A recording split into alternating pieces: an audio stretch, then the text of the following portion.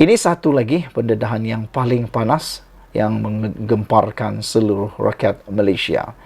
Kali ini datang daripada titah Sultan Selangor sendiri. Lama baginda mendiamkan diri, lama baginda tidak bersuara dan tidak bertitah.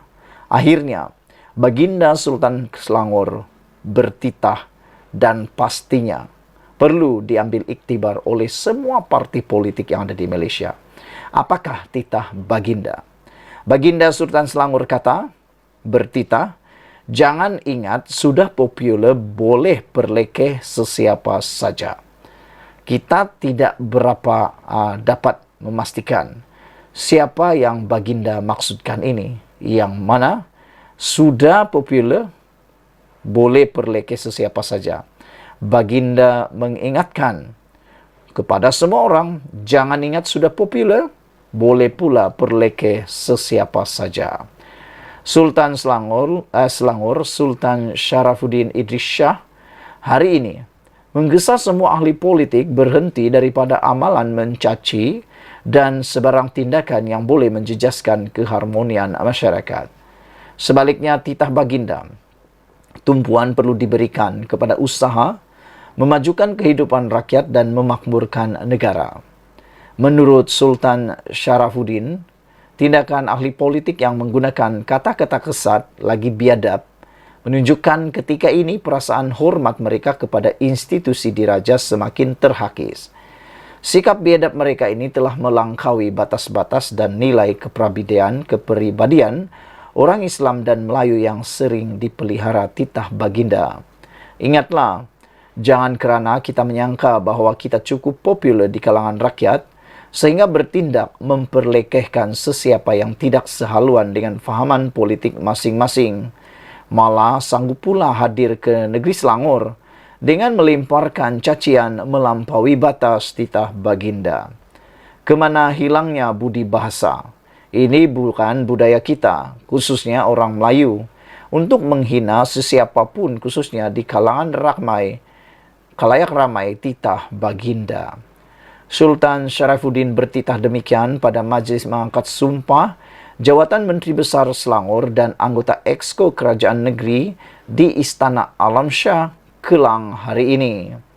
Adun Sungai Tua Amiruddin Syari hari ini diperkenankan oleh Sultan Sharafuddin untuk dilantik semula sebagai Menteri Besar Selangor buat penggal kedua. Peliharalah adab dan susila kita. Apatah lagi apabila kita bertandang ke negeri atau rumah orang titah Sultan Sharafuddin lagi. Pada 18 Julai lalu, Menteri Besar Kedah, Muhammad Sanusi Maknor didakwa di Mahkamah Session Selayang atas satu pertuduhan mengeluarkan kata-kata menghasut berhubung pelantikan Amiruddin.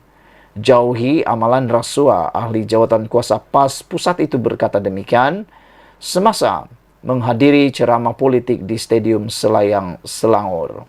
Sanusi mendakwa seorang sultan yang hebat tidak akan melantik orang seperti Amiruddin sebagai Menteri Besar. Selain menganggap Amiruddin sebagai cokia, Sanusi juga menggelar naib Presiden PKR itu sebagai inci pun tak berapa nak cukup.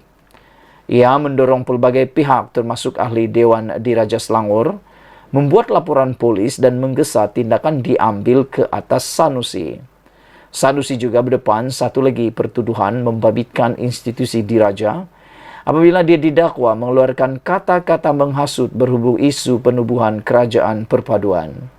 Dia didakwa mengeluarkan kenyataan menghina yang di-Pertuan Agong apabila mempertikai penubuhan kerajaan perpaduan yang kononnya tidak dititahkan Seri Paduka Baginda. Sanusi, 48 tahun, mengaku tidak bersalah atas kedua-dua pertuduhan berkenaan. Sultan Sharafuddin turut bertitah, semua wakil rakyat perlu menjaga integriti masing-masing dan hal itu sudah diperingatkan oleh baginda berkali-kali. Pun begitu titahnya, ia perlu ditekankan sekali lagi agar ia tiada perbuatan yang tidak diingini berulang. Jauhilah diri dari segala perbuatan rasuah dan penyalahgunaan kuasa bagi kepentingan diri sendiri atau pihak-pihak tertentu semasa melaksanakan tugas mentadbir negeri titah Baginda Sultan Selangor lagi. Yang menariknya dalam titah Baginda ini ialah peliharalah adab dan susila kita. Apatah lagi apabila kita bertandang ke negeri orang atau rumah orang titah Sultan Syarafuddin. Saudara-saudara sekalian, kemana hilangnya budi bahasa?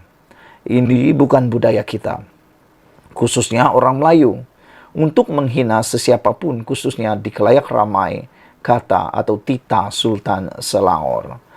Ingatlah, jangan kerana kita menyangka bahwa kita cukup popular di kalangan rakyat sehingga bertindak memperlekehkan sesiapa yang tidak sehaluan dengan fahaman politik masing-masing, malah sanggup pula hadir ke negeri Selangor dengan melemparkan cacian melampaui batas titah Sultan Selangor. Pada 18 Julai lalu, Menteri Besar Kedah Muhammad Sanusi Maknor didakwa di Mahkamah Session Selayang atas satu pertuduhan mengeluarkan kata-kata menghasut berhubung pelantikan Amiruddin. Sanusi mendakwa seseorang sultan yang hebat tidak akan melantik orang seperti Amiruddin sebagai Menteri Besar. Selain menganggap Amiruddin sebagai cokia, Sanusi juga menggelar naib Presiden PKR itu sebagai inci pun tak berapa nak cukup. Ia mendorong pelbagai pihak dan yang paling mengejutkan kita, termasuklah ahli Dewan Diraja Selangor, membuat laporan polis dan menggesa tindakan diambil ke atas Sanusi. Sanusi berdepan satu lagi pertuduhan membabitkan institusi diraja apabila dia didakwa mengeluarkan kata-kata menghasut berhubung isu penubuhan kerajaan perpaduan. Sekian dulu untuk kali ini. Jangan lupa tinggalkan komen Anda, tekan butang subscribe. Kita jumpa lagi. Bye-bye. Selamat petang, salam sejahtera. Terima kasih karena bersama dengan saya di Nazilin Unity Channel. Saudara-saudara sekalian, ini satu kejutan luar biasa daripada anak Datuk Seri Anwar Ibrahim, Perdana Menteri kita, yaitu Nurul Izzah. Lama tak bercakap, lama tak muncul, bahkan tidak dicalonkan dalam pilihan raya PRN 2023 yang lepas, dan disangkakan, ramai menyangka bahawa Nurul Izzah mungkin akan dicalonkan di Dewan Undangan Negeri di Pulau Pinang ataupun di Selangor atau Negeri Sembilan. Namun demikian, apa yang berlaku, tidak dicalonkan. Kenapa? Mungkin beliau memerlukan masa rehat kerana kita tahu beliau baru saja melahirkan cahaya mata beberapa bulan tahun lepas kalau saya tak silap, dan mungkin ini waktunya untuk muhasabah diri. Walau bagaimanapun, kita memang menanti apa yang mahu dikatakan atau apa ulasan komen daripada Nurul Izzah apabila PRN selesai. Sebab kita tahu Nurul Izzah mempunyai aura yang sama seperti bapaknya, yaitu Anwar Ibrahim. Beliau mempunyai kredibiliti, aura dan integriti yang hampir sama seperti Anwar Ibrahim. Dan saya tidak hairan dan saya pun tak akan terkejut kalau satu hari nanti Nurul Izzah boleh menjadi Perdana Menteri wanita pertama di Malaysia. Dan kita akan berbangga kalau itu yang berlaku, kerana kita juga meyakini bahawa wanita boleh membawa Malaysia satu tingkat lebih maju lagi.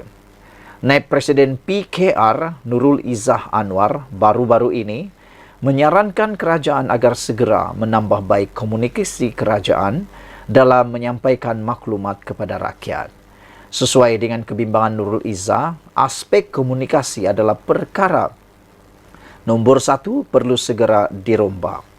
Ini amat diperlukan menurut Sabudin.com.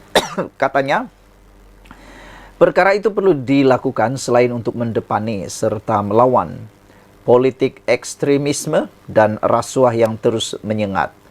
Ia juga perlu dalam usaha untuk melaksana agenda reformasi, memastikan ekonomi rakyat bertambah baik, mendekati dan menjiwai anak muda serta pengundi wanita, kata Nurul Izzah. Saya menyertai korus desakan agar agensi komunikasi kerajaan diperkukuh supaya inisiatif kejayaan dan usaha murni kerajaan perpaduan sampai terus kepada rakyat. Jangan lupa, pertarungan akan tiba lagi nanti, maka usaha memenangi hati dan mendengar denyut jantung rakyat harus berjalan terus, katanya dalam catatan di Instagram. Sebagaimana banyak pihak sudah bercakap bahwa antara punca keputusan tidak memberangsangkan dicapai PHBN dalam PRN baru-baru ini adalah kelemahan komunikasi, penerangan dan penyampaian maklumat kepada rakyat. Nurul Izzah juga nampaknya sedar hakikat tersebut. Seiring dengan saranan serta kesedaran Nurul Izzah ini, saya ingin berkongsi pengalaman yang tanpa sengaja saya lalui sehari sebelum pengundian PRN baru-baru ini.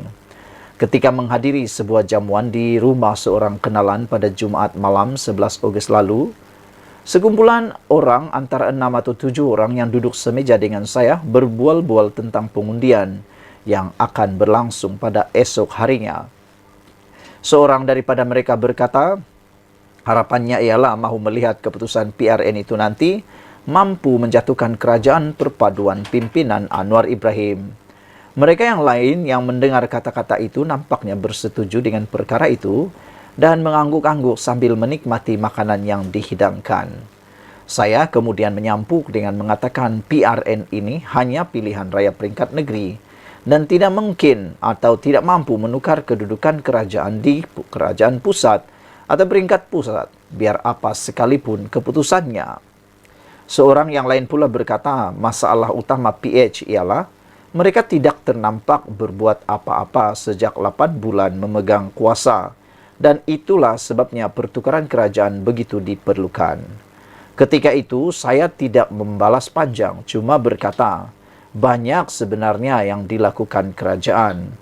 Walaupun panjang lagi perbualan di meja makan selepas itu, tetapi kata-kata PH tidak ternampak berbuat apa-apa sejak 8 bulan memegang kuasa amat membekas dalam fikiran saya. Diikuti pula sepanjang di meja makan itu, kegairahan mereka berbual akhirnya melihat kerajaan perpaduan dijatuhkan begitu bersemarak sekali.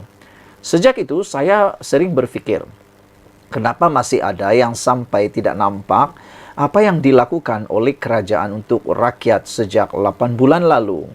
Apakah mereka memang sedia membenci PH atau Anwar, lalu menutup mata dan telinga kepada apa juga maklumat yang diterima? Apapun keadaannya yang nyata, inilah satu petanda lemahnya komunikasi dan sistem penyampaian maklumat daripada kerajaan kepada rakyat. Kalau maklumat sampai kepada mereka, tidak mungkin ada seseorang yang waras, akal dan berakal tergamak untuk berkata, PH tidak nampak berbuat apa-apa secara terbuka, walhal banyak sekali kebaikan di depan mata telah dilakukan oleh kerajaan perpaduan ini. Sama ada mereka membenci PH, tidak menonton televisyen, tidak membaca akhbar atau tidak memiliki akaun media sosial, sepatutnya mesti ada kaedah bagaimana sesuatu maklumat dan kebaikan kerajaan dapat disampaikan kepada rakyat. Jika maklumat tentang tarik puasa atau hari raya boleh sampai kepada rakyat, tak kira walau di mana mereka berada, tidak ada sebab kebaikan kerajaan atau jawapan kepada fitnah-fitnah tidak boleh disampaikan.